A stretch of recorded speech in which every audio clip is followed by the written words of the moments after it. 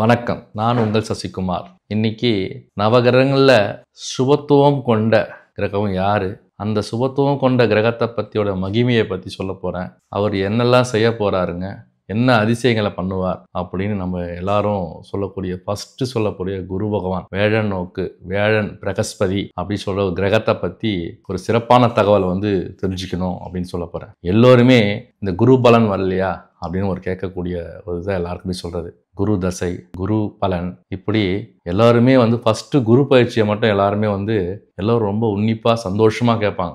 இந்த வருஷம் நம்ம குரு பயிற்சி எப்படி இருக்கும், பொருளாதார நிலை நல்லா ஏற்படுமா, பிள்ளைகளுக்கு கல்வியில் சிறந்திருப்பாங்களா, திருமண வாழ்க்கை நடக்குமா, குடும்பத்தில் புத்திரம் சந்தானம் கிடைக்குமா அப்படின்னு சொல்லக்கூடிய தகவலை தான் ஒரு விஷயமா குருவை பற்றி சொல்ல போகிறோம். குருவோட பார்வைகளை என்னெல்லாம் நன்மையை செய்யும், அந்த பார்வையோட பலன்கள் என்ன. குரு எப்பவுமே முழு சுபர் அப்படின்னு நம்ம எல்லாருமே சொல்லுவோம். எல்லாருக்குமே தெரிஞ்ச விஷயம். ஜாதகத்தில் முழு சுபர் அப்படின்னு சொல்லக்கூடிய கிரகம் தான் குரு பகவான். எல்லாமே பொதுவாக சொல்லக்கூடிய கிரகம் எல்லாருமே சாதாரணமாக சொல்லக்கூடாது. குரு எந்தெந்த லக்னத்துக்கு நல்லது செய்வார், எந்தெந்த ராசிக்கெல்லாம் நல்லது செய்வார் அப்படின்னு சொல்கிறேன். ஃபஸ்ட்டு அதாவது குரு மேச ராசிக்கு நல்லது செய்வார், ரிஷபராசிக்கு நல்லது செய்ய மாட்டாரான்னு கேட்டால் ரிஷபராசிக்கு சுமாராக தான் செய்வார். ஆனால் அவரோட பார்வை எப்பவுமே எந்த கெடுபலனும் செய்யார். சரிங்களா? குரு எந்த இடத்துல இருந்தாலும் அவர் பார்வைக்கு தான் ரொம்ப மதிப்பு. இப்போ ரிஷபராசிக்கு ஜென்ம குரு நடக்குதுன்னு வச்சுங்களேன், அவர் பார்க்கும் பார்வைகள் எல்லாமே நல்லா தான் இருக்கு. குரு இருக்கிற இடம் தான் கெட்டு பாழுன்னு சொல்லுவாங்க. ஆனா குரு பார்வை என்னைக்குமே கெடுதல் செய்யாது. அந்த ஜாதகத்துக்கு நன்மை செய்வரோ தீமை செய்யக்கூடியவரோ எதுவாக இருந்தாலும் அவர் அவரோட பார்வை பலன் எப்பவுமே ஒரு சிறப்பான தகவல் சொல்லி தருவோம். ஒரு நல்ல விஷயம் நடக்கும். எந்த நாகதோஷம், செவ்வாதோஷம் அவர் குரு பார்த்துட்டானா கிடையாதுங்க, அது வலிமை கிடையாதுங்க அப்படின்னு சொல்லுவோம். அதுக்கு பரிகாரம் ஒன்று, பரிகாரத்து மூலமாக சரி செய்து கொள்ளலாம். குரு வேழன் நோக்கு, குரு பார்க்கறதால எல்லாமே சரியாகிடும்ன்றதுக்காக தீர்த்து சொல்லலாம். குரு லக்னத்தையோ லக்னாதிபதியோ ராசியாதிபதியோ இப்படி பார்த்தாவே, குரு சேர்ந்திருந்தாலே, குரு பார்வை பெற்றாலே அவர் சிறப்பான வாழ்வு வாழ்வார். எப்போவுமே குருக்கு 5, 7, 9 பார்வை உண்டு. குரு 5, 7, 9 லக்னத்தில் இருந்தாலும் சிறப்பு. ஏன்னா நேராக லக்னத்தை தான் தொடர்பு கொள்கிறார். அதனால் எல்லாருக்குமே இப்போ கோச்சாரத்தில் 2 குரு இருந்தால் 2 குரு நிற்க திருடன் பெருநிதி. செல்வம் சேரும் எப்போது, ஒரு ராசிக்கோ லக்னத்திலேயோ குரு 2ஆம் இடத்துல இருந்தால் ரொம்ப சிறப்பு. குரு தனிச்சையாக இருக்கக்கூடாது, ஒரு தனித்து நிற்கக்கூடாது. கிரகங்கள் ஒரு இடம் சேர்ந்துருக்கணும். ஒரு சந்திரன் சேர்ந்துருக்கலாம், ஒரு செவ்வாய் சேர்ந்துருக்கலாம். லக்ன சுபரோடு சம்பந்தப்பட்டால் வாழ்வில் சிறப்பான வாழ்க்கை வாழ்வார்கள். குரு தனகாரகன், புத்திரகாரகன். எப்போவுமே குரு தசை நடந்தால், யாருக்கெல்லாம் குரு தசை நடக்குதோ, யாருக்கெல்லாம் குரு பயிற்சி நல்லா சிறப்பாக இருக்கோ, முதல்ல எடுக்கிறது தனத்தையும் புத்திரத்தையும் கொடுப்பார். அவரோட காரத்துவமே அதுதான். தனகாரகன், புத்திரகாரகன் இந்த 2 விஷயந்தான் ரொம்ப சிறப்பான விஷயத்தை செஞ்சிருவார். அபீர விஷயம் செகண்டில் நடத்திட்டு போடுவார். அது வருஷத்துக்கு ஒரு முறை தான் குரு தசை இல்லை, குரு பயிற்சி ஆகிறது. குரு தசைன்று வந்தால் 16 ஆண்டு காலம். அந்த 16 வருஷம் ரொம்பவே நல்லாயிருக்கும். லக்னத்தை பொறுத்து இருக்குது. அவரோட ஜாதகத்தில் ஒரு லக்னத்துக்கு பொறுத்தவரை அவர் சிறப்பாக செய்வாரா செய்ய மாட்டாரா, அவர் மறைஞ்சிருக்காரா கெட்டு இருக்காரா, அவர் யாரோட சாரம் வாங்கியிருக்கார், இதெல்லாம் பார்த்து தான் பலன் சொல்லணும். என்ன பலன் அவர் எந்த நிலையில் இருந்தாலும், இப்போ மேஷ லக்னத்துக்கு பார்த்திங்கன்னா அவர் அவரே பாக்யாதிபதி, அவரே விரையாதிபதியாக. அப்போது விரையாதிபதியாக ஆகும்போது அவர் பணத்தையும் நல்லா சம்பாதிப்பார், அந்த அளவு விரயத்தையும் பண்ணுவார். அவர் குரு தசை நடந்தால் போகும்போது எல்லாத்தையும் காலி பண்ணிட்டு போடுவார். எந்த அளவு வசதி வாய்ப்பு கொடுக்குறாரோ அந்த அளவு வசதி குறைவாக இருக்கும். அப்படி ஒவ்வொரு லக்னத்துக்கும், இந்த ரிஷப லக்னத்துக்கும் துலா லக்னத்துக்கும் மட்டும்தான் மோஸ்ட்லி கெட்டவராக இருப்பார்னு சொல்லக்கூடாதுங்க. எல்லா லக்னத்துக்குமே முழு சுபர் என்று படக்கூடிய கிரகம் பார்த்திங்கன்னா விருச்சிக லக்னத்துக்கு மட்டும்தான். இந்த விருச்சிக லக்னத்துக்கு மட்டும்தான் குரு பார்த்திங்கன்னா 2, 5 கூடியவர். முழு சுபத்துவத்தை கொடுத்த குடும்பாதிபதியும் அவரே, பூர்வ புண்ணியாதிபதியும் அவரே. அப்படி இருக்கும்போது அவர் லக்னத்தை பார்த்தார், லக்னாதிபதியை பார்த்தார் அப்படிங்களா. குரு நீச்சமாக இருந்தாலும் நீச்ச பங்க ராஜயோகத்தை கொடுத்துருவார். ஏன்னா அந்த லக்னத்தை பொறுத்தவரையும் அவர் சுபராயிறார். சுபத்துவம் கொண்ட ராசின்னு பார்த்தீங்கன்னா விருச்சிக ராசி. விருச்சிக லக்னத்துக்கு மட்டும்தான் குரு நன்மை செய்வார். மற்ற எல்லாத்துக்கும் குரு கெடுதல் செய்வார். எந்த கெட்டதும் செய்ய மாட்டாருங்க. அவர் பார்வை நன்மை செய்யும், கெடுபலன் செய்யாது. இப்போ ஓடி போனவனுக்கு 9ல் குரு, சரி லக்னத்தில் 9ல் இருக்கார் குரு, நல்லாயிருக்கும். ராசிக்கு 9 அதுவும் நல்லாயிருக்கும். எதுக்குமே வந்தாலும் எந்த கிரகத்துக்கும் எந்த ராசிக்கும் எந்த நட்சத்திரக்கும் குரு 9ஆம் இடத்தில் வந்தால் நன்மையைத்தான் செய்வார். 9 குருவில் வந்து எப்போவுமே குருக்கு வந்து ஒரு பிடிச்ச இடம்.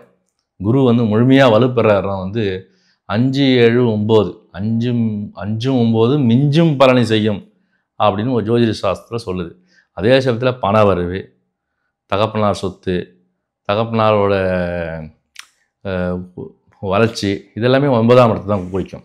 அங்கே வந்து குரு பகவான் இருந்தால் ரொம்ப சிறப்பான இது நல்லா நடக்கும். திருமண தடை வருது, திருமண தாமதம் ஆகுதுன்னா குரு பார்த்தாருன்னா உங்களுக்கு திருமண தடை விலகும். புரியுங்களா? 7ஆம் இடத்தை பார்த்துட்டாருன்னா குரு நிச்சயமாக உங்களுக்கு கல்யாணம் பண்ணி வச்சுருவார். 7 குரு இருக்கக்கூடாது. லக்னத்தில் 7 குரு இருந்தால் தனித்து இருந்தால் திருமண வாழ்க்கை பிரச்சனை தான். குரு தனியாக இருக்கக்கூடாது. அந்தணன் தனித்து நிற்க அவமானங்கள் வந்து சேரும். குரு வந்து தனியாக இருக்கக்கூடாது. குரு யாரோடும் சேர்ந்திருக்கணும். சுபரோடு சேர்ந்திருந்தால் வாழ்க்கையில் சுபிட்சங்களும் சந்தோஷங்களும் வெற்றிகளும் நிச்சயமாக கிடைக்கும். பல ஏற்றங்கள் கிடைக்கும். குரு பயிற்சின்றது எல்லாருக்குமே வந்து ஒரு சந்தோஷமான விஷயம். புரியுங்களா? குரு பயிற்சி ஆயிடுச்சுன்னா எல்லாரும் முதல்ல சிரிப்பு தான் வரும். சார் இந்த வருஷம் குரு பயிற்சி எப்படி சார் இருக்குது அப்படிங்கிறது நல்லா இருக்குங்க. 5ஆம் இடத்துல வராருங்க, லக்னத்தை பார்க்குறாருங்க, ராசியை பார்க்குறாங்க, சூப்பராக இருக்குங்க. 7ஆம் இடத்துக்கு வராருங்க, திருமணம் தாமதம் கல்யாணம் ஆகாதவங்கள கல்யாணம் ஆகிடுங்க. சரி 9ஆம் இடத்துல வராங்க, பூர்வீக சொத்து, சந்தோஷங்கள், தொழில் எல்லாமே நல்லா இருக்குங்க. இப்படி குரு ஒவ்வொரு இடத்துக்கும் அந்த 3 இடத்துக்கும் சுபத்தன்மை வந்து அவர் லக்னத்தை பார்ப்பார், ராசியை பார்ப்பார். அப்போ பார்க்கும்போது நல்லாயிருக்கும். நல்ல ஒரு சந்தோஷமான விஷயங்கள் நடக்கும். குரு தசையும் அதே போல தான். குரு தசையும் ஒரு ஆளுக்கு வளர்ச்சி தான் இருக்கும். குரு கோல்டு. கையிலே காசே இல்லைனா கூட நீங்கள் காசு இருக்கிற மாதிரி உங்களை பளபளப்பாக காமிச்சிடுவாங்க. உங்களை பிரதிபலிப்பை காட்டுவான். ஒரு அகலத்தையும் லக்னாதிபதியும் பார்த்துட்டாருன்னு வச்சிங்களேன், அவர் எந்த தவறு செய்தாலும் வெளியே தெரியாது. குரு பார்க்க கோடி நன்மை. அதனால தான் நம்ம சொல்கிறோம் குரு பார்க்க கோடி நன்மை. அவர் எந்த நிலையில் இருந்தாலும், அவர் எந்த இடத்துல இருந்து யாரோட சாரம் வாங்கி அவர் பார்த்தாலும் அவரோட பார்வை வந்து புனிதம் அடைகிறது. அதனால தான் அவரை லக்ன சுபர் அப்படின்னு நம்ம சொல்கிறோம். சரிங்களா? என்ன ஒரு அபூர்வமான பார்வை. அதான் லக்னத்தையும் லக்னாதிபதி பார்த்தா அவர் தவறு செய்தாலும் மாட்டிக்கொள்ள மாட்டார். அது நிச்சயமாக சொல்லலாம். அது வெளியே தெரியாது. அப்படிங்களா? அவர் நல்ல வசதியானவங்க, ரொம்ப ரிச்சல் ஃபேமிலி, அவருக்கு என்னங்க குறை அப்படி தான் வெளியே பேசிப்பாங்க. தவிர வெளியே வரும்போது அவர் பிரைட்டாக தான் வருவார். பிரகாசமாக தான் தெரியும். குரு பார்த்துட்டாங்க லக்னத்தையும் லக்னாதிபதி பார்த்துட்டா அவர் வெளி தோற்றப்பொழிவு வந்து ஒரு பிரகாசமாக பிரைட்டாக அண்டர்வாஸ் பல்பு மாதிரி தான் எரிவார். பிரைட்டாக தெரியும். ரொம்ப வசதியே இல்லைனாலும் அவர் வசதி உள்ளவராக காட்டக்கூடியவர் தான் வந்து பார்த்திங்கன்னா குரு பகவான். அவர் அந்த அவரோட வேலையை அவர் செய்கிறார். அதனால் அவர் சுபர்னு சொல்கிறோம். அவர் பார்க்கும் பார்வை, அவர் பார்க்கும் இடம், இதெல்லாம் வந்து எல்லாமே புனிதம் அடையும் போது எந்த தீமையும் நெருங்காது. அவர் அந்த ராசி கட்டத்தில் எந்த நிலையில் இருந்தாலும் அவருக்கு நல்லது நடக்கும். அவர் குணாதிசயமே அதுதான். புத்திரகாரகன் தனகாரகன் என்பதால் அவர் குணாதிசயமே அதுதான். அப்படி செல்வ நிலையை அடிப்பாங்க. தனவரவு பெருமையை நிறைய வரணுங்கன்னா அவர் குருவோட அனுகிரகம் இருக்கணும். தனகாரகன் தனஸ்தானாதிபதியோடு சம்மந்தப்படணும். லக்னத்துக்கு எந்த லக்னமாக இருந்தாலும் லக்னத்துக்கு 2ஆம் இடம் தான் தனஸ்தானம். தனஸ்தானத்தோட சாரம் வாங்கியிருந்தானா நிறைய பண வரவு வரும். தனாதிபதியோட சம்பந்தப்பட்டால் நிறைய பண வரவு வரும். சரிங்களா? பண வரவு கட்டுக்கடங்காத நிலையில் பெரிய வளர்ச்சியில், அதீர வளர்ச்சியில், செல்வ செழிப்போடு ஒருத்தன் வாங்கினான், கோடீஸ்வரனாக வாழ்னான். தனகாரகனோட தொழில் ஸ்தானாதிபதியோட குரு சம்பந்தப்படணும். அவரோட பார்வை பதிஞ்சா வாழ்க்கையில் சரியான செல்வ செழிப்போடு வாழ்வாங்க. அடித்து சொல்லலாம். நீங்கள் அவர் ஜாதகத்தை எடுத்து பாருங்கள். உங்களுக்கு குரு எங்கே இருக்கார், எந்த நிலையில் இருக்கார், எப்படி இருக்காருன்னு பாருங்கள். பார்த்துட்டு அவர் லக்னாதிபதியோ தனாதிபதியோடு சம்மந்தப்படுறாரா, தனாதிபதி சாரம் வாங்கியிருக்காரா அப்படின்னு நீங்களே உங்களோட ஜாதகத்தை எடுத்து நீங்களோட பார்த்துக்கலாம்.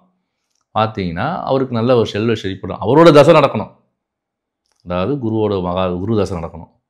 அவரோட இது நல்ல நிலையை பார்க்கணும். அப்போ தான் அந்த மாதிரி இருக்கும். புரியுங்களா? அவரோட தசை நடக்கும். அவர் தான் முதலமைச்சர். அவர் தசை நடக்கும்போது, அவர் புத்தி நடக்கும்போது, அவர் அந்தரங்கள் நடக்கும்போது தான் சில விபரீத ராஜயோகங்கள்லாம் ஏற்படும். திடீர் கோடீஸ்வரனாக வராங்கலாம் எப்படின்னா 3, 6, 8, 12 சம்பந்தப்படணும். அது குருவாக இருந்தால் விபரீத ராஜயோகத்தை கொடுப்பார் அவர்.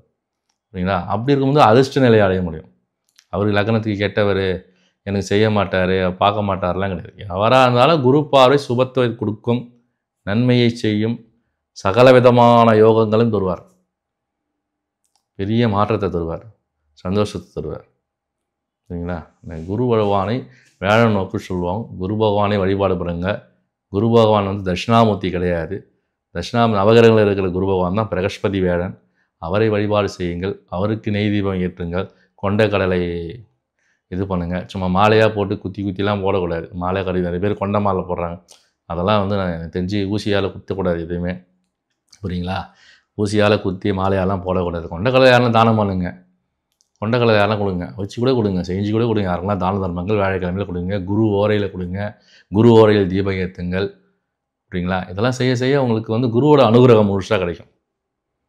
பிள்ளைகள் செல்வகலத்துக்கு நிறைய செய்யுங்க. ஏன்னா புத்திர காரகன் இல்லையா, குழந்தைகள் இல்லையா, பிள்ளை செல்வத்துக்கு நிறைய செய்யுங்க. அன்றைக்கி வியாழக்கிழமையில் செய்யுங்க. குருமார்கள்லாம் நிறைய பேர் சாய்பாபா கும்பிட்டுருக்காங்க. அப்படிங்களா? யாரெல்லாம் கும்பிட்டுருக்காங்க. அதெல்லாம் நான் வந்து சொல்கிற மாதிரி இல்லை. குருனா வந்து அவர் ஒரு அந்தனர் இல்லையா, பிராமணர் இல்லையா, அவருக்கு நம்ம என்ன செய்யணுமோ செய்யலாம். இந்த பிராமணருக்கு தான தர்மங்கள் செய்யலாம் அந்த நேரங்களில். புரியுங்களா? இறை வழிபாடு, வேழன் குரு நவகிரகத்தில் இருக்கிற குரு பகவானை வழிபாடு பண்ணலாம். இதை செஞ்சாவே உங்களுக்கு வந்து குருவில் ஏற்படும் தோஷங்கள்லாம் விலகும். படிப்படியாக குறையும். அவருக்கு என்ன, உங்களுக்கு இப்போ புத்திரம் இல்லையா, இதெல்லாம் செஞ்சுட்டு வந்தாலும் உங்களுக்கு புத்திரம் ஸ்தானம் வந்து வலுப்பெறும்.